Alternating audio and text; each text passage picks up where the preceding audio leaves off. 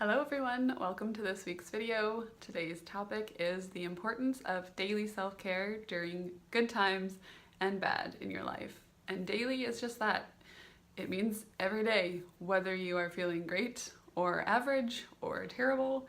I think it's important to maintain a routine self-care practice, whatever that means for you, so that you have it as a bank to draw from of basically resilience, because this is what you are creating when you practice these compassionate, gentle things towards yourself. And it's important to remember to do these even while your life's going really well, because inevitably life is up and down, and you could be up for a really long time and you could be plummeting back down, taken by surprise before you know it. You don't want to be living in fear of anticipating a plummet or anything like that, but just having a bank of resilience that has been created by daily self-care practice can be a really helpful tool in coping more quickly, for regaining and retaining composure for when you do find yourself brought back down to a place of low energy or discontent, restlessness, anger, fear, sadness, shock, upset, all those sorts of things that are unpleasant, but we can make them more manageable by drawing on daily practices. How do you do this? Well, you decide how badly you want to make this change for yourself. You decide what practices work for you, and then you do them. It's very simple, but it's not necessarily easy. And I know I hate that expression sometimes myself, because it sounds simple, but it's not easy. And it's annoying because it's true. Anything I say here, I'm saying because it's an excellent reminder for myself, because I often find myself, when things get low again, it's like, oh yeah, I gotta remember to journal, and I gotta remember to stretch, and I gotta remember to meditate, and then maybe call a friend and talk about it, and all these things that I could do on a daily basis even when things are going well, so that it's not like seeming like so much work to do these things when things have gone sideways.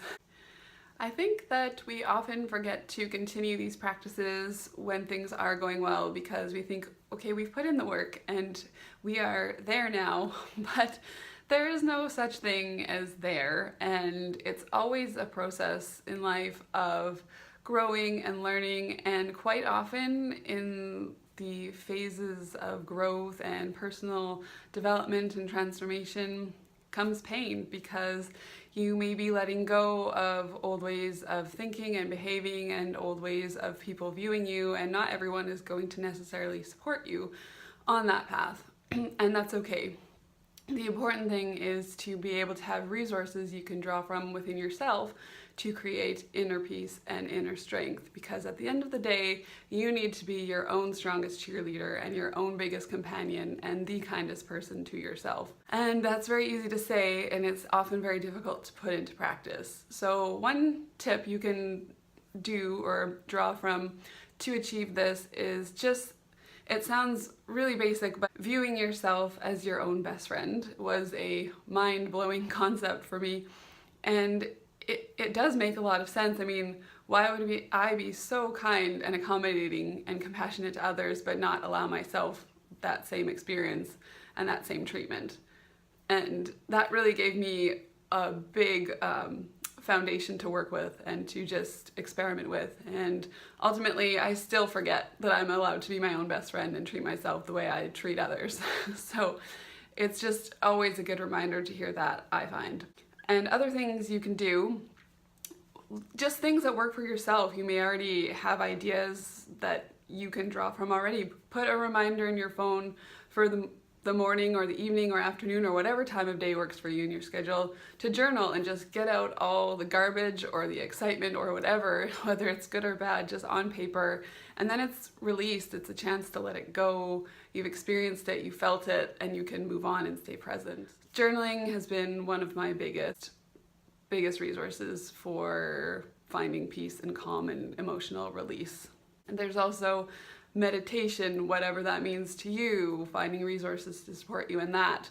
I know I often like to listen to inspirational podcasts or very grounding, solid chats online, that there are numerous resources, and I often forget to listen to those when things are going well. It's like, oh, I gotta find something really good to listen to because things aren't going so great right now. But if we put these practices into action daily, it just creates a bank of strength for yourself to draw from over time. And really, if we think about it, the mind is just as important as the body. I know for me, when I became injured from running through an ongoing IT band problem, I was really taking care of myself, and then it got quite a lot better, and then I forgot to stretch, and I thought, okay, I'm better now, I don't need to do this. But I realized that it's a daily practice. I have to take care of my body daily, physically, and I have to take care of my mind daily on a mental and an emotional level. It's all just part of the process and this journey we have to become our own best friends here on this planet, and our path to compassion towards ourselves and to others, and finding inner strength and balance in this life. So I'm very curious to hear what you think about this. What sorts of daily practices do you go to when you're struggling? Do you maintain them on a regular basis, or does it take reminders of times of upset to bring you back to them? What things make you have that grounded foundation within yourself? If you enjoyed this video, feel free to give it a thumbs up. If you're compelled, you're welcome to share this video and subscribe to my channel for new videos. Thank you so much for watching today. I really appreciate your time, and I hope you're doing well and that you're being kind to yourself. I'll see you next time. Bye.